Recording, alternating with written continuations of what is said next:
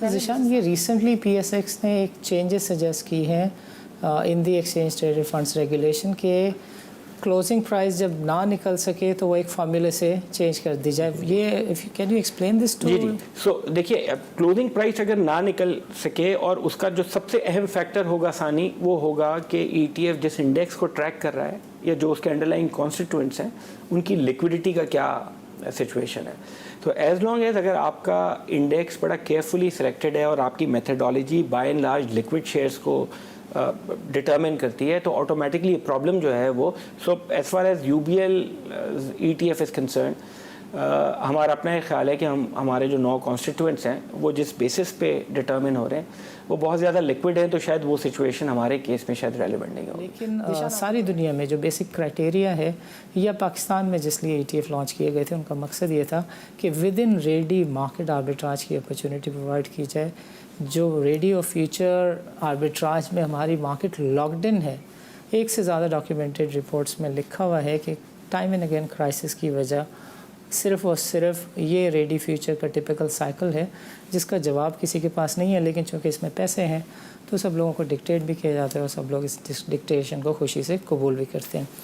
SECP की website पे मौजूद अपना कैपिटल डेवलपमेंट प्लान जो है वो लेवरेज को ठीक करने के लिए चीज़ों की निशानदेही भी करता है और बताता भी है कि हर दूसरे तीसरे साल कोई ना कोई ब्रोकर डिफ़ॉल्ट होता है, यानी आपकी कस्टडी के पैसे और शेयर्स लेके भाग जाता है। But coming back to the point of exchange traded funds, we have launched it. There is no liquidity in it.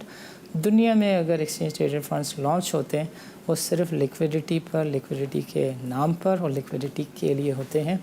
Pakistan में कहा जा रहा है PSX के एक लेटर के मुताबिक कुछ ETFs, चूँकि ETFs में काम नहीं होता तो एक फार्मूले के ज़रिए उसकी प्राइस को कैलकुलेट कर दिया जाए।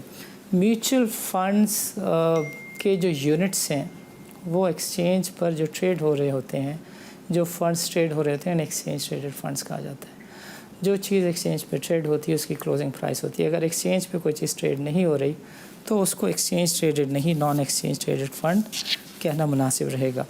एक्सचेंज ट्रेडेड फंड की जो मार्केट प्राइस है वो मार्केट के पार्टिसिपेंट लेकर आते हैं, डिमांड एंड सप्लाई का साइकिल लेकर आता है।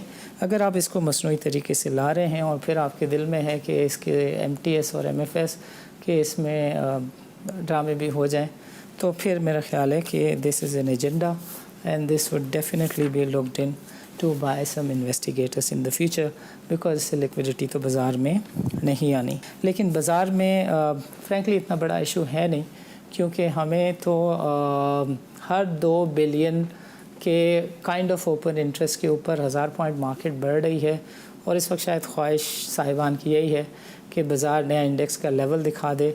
अभी सबको सिर्फ इंडेक्स का नया लेवल देखना है। ये जो जेन्युइन शफाफियत और स्ट्रेट फॉरवर्ड बातें हैं, इन्वेस्टर का इंटरेस्ट है, मेरा ख्याल है इसकी प्रायोरिटी अभी नहीं है, उसका भी कभी वक्त आएगा। इजाज़त दीजिए, अल्लाह हाफ़िज़।